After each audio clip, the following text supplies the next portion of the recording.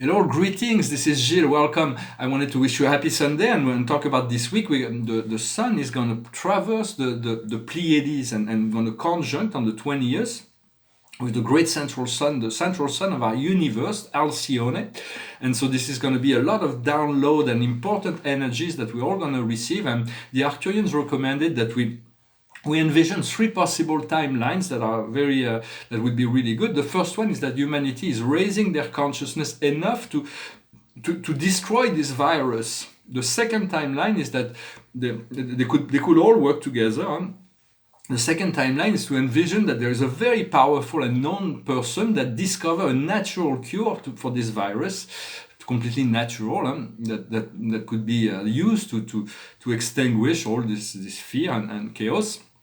And the third timeline is that humanity is raising above, so all those things and fear of that will completely disappear. For we are the creator of all that is, and it is collectively that we accept or deny certain reality. It is for us to choose what is it we want to make with our life, and so we not to surrender our will. The problem is that a lot of people are being threatened by the light because it threatens their comfort zone. It creates the beliefs, and so they're like they have the Stockholm complex. They prefer servitude and slavery rather than freedom and liberty. And so, but a lot of people are awakening, and I think we will be changing. For there is great events that will be coming to shift humanity, to force them to abandon certain illusions in order to move into a higher level of reality. Some of those events will be positive and others will be negative, for there is a lot of really dark things that are going to come up to the picture. But unless you are the garbage man, it's no use to go to the soul, and because if to talk about this, to broadcast this, to bring this to the consciousness of people is like going to the soul, and it's going to stink, and so it's not your work unless you're there for it's going to be flushed out. So just trust that and focus on the light. Do not spend your time down in the soul because it's all those things, those negative energies they're going to be coming up and be evacuated anyway. So it's no need for you to get too involved with that. Focus on the light. Well, it's far better to go in meditation or go in nature or to exercise, to spend time to take care of your body rather than going to the TV and the internet to sort out all those negative energies that are about to come up. So the situation is nothing short of a trial. It is a test. And so we want to overcome. We want to pass through those tests with grace and ease. And the more we get detached, the easier it is. And for that, this is a kind of encountering the situation. Is about rather than focusing on the problem is to focus on the meeting of soul. For everything is about meeting. We encountering. We encounter. We seek to encounter ourselves, and everything is. In life, what enrich life is the communication, it's the coming together. For everything that goes around this situation is about elevation. We are being elevated, we're going to be elevated. What we see before us in our conscious mind is clairvoyance. What's in our subconscious is revelation, the past. A lot of revelation have been coming up, so we are ready to we have integrated that. We are ready. Whenever whatever happens, we'll meet it with grace. Where we are now is success.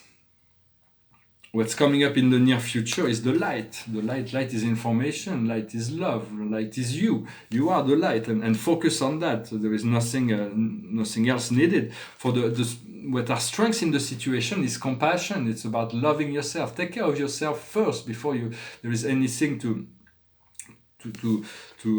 address the world. What comes to us from the outside world is a reconciliation. We're going to be able to be reunited, reconciled. We want to use forgiveness to forgive ourselves and others in order to find this freedom, this balance, this harmony. What we see in our inner emotion, our hopes and fear, is purification. We are being purified. We are working towards our purification, but the universe is purifying us step by step. And the outcome is justice. The justice will come, and the divine justice, the truth will come up. Everything will be fair and square, and there will be no more lies. For we want to envision this world where all things will be clean and clear. And so I wanted to in a sense when we when we work in spirituality, we are asked to become a spiritual leader, but it's not to be attached to any role. For the Christ or the Buddha, they were spiritual leader, but it was just a suit they took in order to assist in the spiritual ascension of humanity. They were not attached to even their physical life. Or this physical life is just a passing thing. It's just like the Christ, they crucified him or they condemned Socrates to death. But eternal life can never be taken from us, and this is really what's yours. What's yours is your life. It is not religion or government that gives you your life. They ask you to pay for the government and enslave all the people and saying, well, you have to pay in order to live, and then the government are enslaved by the central bank, says you have to pay the debt in order for us to. So it's like a very negative circle. But all of this will be cleansed and clear. In a sense, all the ones of the deep state, the old world order, a lot of things are going to come up about that. Those manipulation. But they're only puppets, and they're only frontmen for dark extraterrestrials that manipulate them, and demons that are astral beings from the fourth dimension that are being manipulated. And those dark extraterrestrials are also using an unknown technology to manipulate the world through the process of fear. If you can deactivate all the fear, you are free. And at some point, the fear, positive extraterrestrials will use their own technology to deactivate that. So there is nothing to worry. You have to work on your own ascension. For they know they will not succeed. They've been told that, but they have no clue of God, of the higher law, and about the Galactic Federation and the Ascended Masters and the power of the archangels and the angels. So they know they're not going to succeed, but they keep trying anyway, and they use whatever is their means. So understand, fear has no place in the new world. There is no place for fear in the new world. For people, a lot of people that haven't done the work internally will come into the stairway, the doorway to heaven, and the fear will prevent them from passing through. We cannot take those fear baggage through the portal of ascension. And so first we have to deactivate and not blame yourself when there is fear. Just let it pass, let it flow, and turn to your light, to your guidance. And it's not about being more knowledgeable, to have more knowledge, more information. It's about being sincere and open to receive. And from there, for everybody's got a different pathway. We do not seek. I'm sharing here ideas and my experience, but everybody will have his own way, and there is no need to expect that other people will follow your way. They have to follow their own way. For I'm sorry, I can't speak the word in English, but to promote the idea of spirituality doesn't work. Everybody has to open up to. So do not force anybody into any beliefs, because if somebody is not ready to receive something in information, they won't receive it. So it's about being there for them, assisting them, showing them the way, providing the information whenever they require, and being an assistance to the world around. But sometimes we achieve more in silence and quietude than we can achieve in like going into the world and trying to broadcast those thoughts and ideas. For there is great meaning and value in being here in this physical presence, although there is a sacrifice of feeling all this stress and all those things that are going on. The more unity we have, the more empowerment we have, the more God is giving us to transmute as well. Huh? So there is great value in assisting the planet and humanity at this time, but follow your own heart, your own guidance, very important. And for some people, also understanding in terms of this illness is that some people would prefer to live with a physical illness than to address an emotional wound. If they would address this emotional wound, the illness will disappear. Or maybe it's a limited belief. They're not ready to change their mind, so the illness comes to focalize on them in order to let go of these beliefs. So it is important. We all are the self-healer of our own self. For there is only so we have to address everything within, and then once it's done inside, there is so much we can do. We have to allow the reflection of the world to assist us in that. There are certain things we can change and other things we cannot change. And these things we cannot change, for instance, is astrology. This is a painting on my own. It's a self-portrait of astrology. I really like this painting. It's really full of light and very powerful.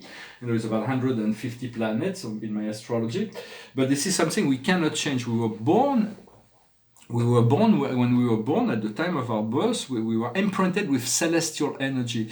And those celestial energy will follow us throughout our all incarnation. There is no way we can change our birth chart, our birth imprints. Like I have a difficult conjunction of the moon and Neptune in Scorpio. And this is really what's really difficult to integrate in my emotional level. And that I cannot change. But I'm of course, as we gain experience, we get better. It's like, imagine how would you live your life if you knew then what you know now? If you had we can all look back at our life and see, well, if we knew then what we know now, everything would have been so smooth. So everything would have been so much, and there is so much easier, but we cannot. For what we are now is because we've learned it from the failure or the experiences of our past. So it's about having the gratitude for what we've received from the universe, for all that we know, is because of all this experience that we've been through in life. For experiences teach us a lot more than words. And so it shows us the value of experience and what we have learned. So So I just wanted to I hope you can enjoy this, to be attuned during this week about those violet frequency of light, and the ultraviolet. There will be great download of energy, and we can visualize those timelines first, and then also the new life for ourselves as well. For this is about the message I wanted to address today.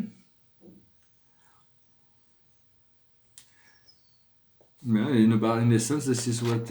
Also, when I said there is many advanced beings that when we advance, we progress to a spirituality. We become aware of our God self, that we are God within, and so. But a lot of don't necessarily want to play God with those who are unawakened. Even though in the past we can see through mythology there were some beings that came from space, positive or negative, that played God with humanity, like the Anunnakis with the Sumerians. They were kind of negative influence that have created all this shadow matrix, the kings and priests and money and lack and the degradation of women. All those was part of their programmation, and now it's about trying to rebalance and reharmonize that. For a lot of work has been done, but there was also some positive extraterrestrial that came from above that assisted humanity, like the Egyptian gods, who were essentially coming from Lyra, or the Greek gods that were essentially coming from Cassiopeia.